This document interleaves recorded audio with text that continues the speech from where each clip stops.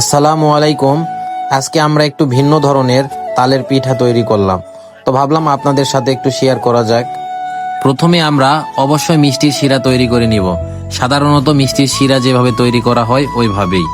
তারপর আমরা যে প্যারাগুলো তৈরি করেছিলাম তালের পিঠার, সেগুলো আমরা একটা ফ্রাই প্যানে ভেজে নিব।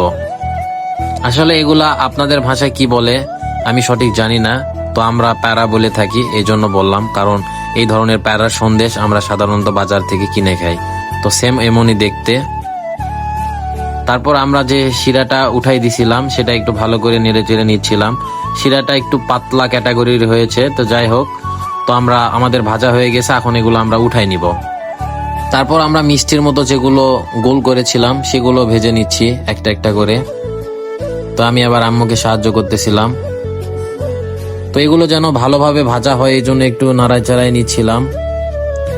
যদিও আমি কিছুই করি নাই, সবকিছু আম্মুই করছে, জাস্ট আমি একটু সাহায্য করছিলাম এইটুকুই। তো এর পাশাপাশি আমরা যে একটা রোল বানাইছিলাম, এই রোলটা আম্মু বললো যে একটু কেটে নাও, তো এটা একটা একটা করে কাটতেছিলাম, কিন্তু কাটা যাচ্ছে না অতটা। তো যাই হোক, যেভাবে কাটতে পারছি, কখনো আগে কাটি নাই তো ওই জন্য অভিজ্ঞতা নাই। তবুও আমি ছেলে হিসাবে সবকিছুই করতে পারি, আমাকে শিখে দিলে আমি পারবো, সমস্যা নাই। মোটামুটি এগুলো ভাজা হয়ে গেছে, এখন আমরা এগুলাতে শিরা ঢেলে দিব।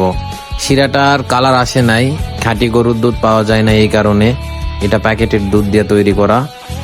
তো যাই হোক, এগুলো এখন আমরা শিরা দিয়ে ভিজিয়ে রাখবো, সারা রাত এটা হয়ে যাবে, সকালে আমরা অবশ্যই খেতে পারবো।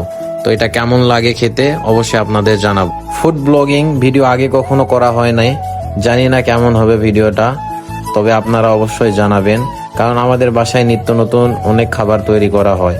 তো আপনারা যদি চান, আপনাদের কাছে অবশ্যই সেগুলো শেয়ার করব। ধন্যবাদ।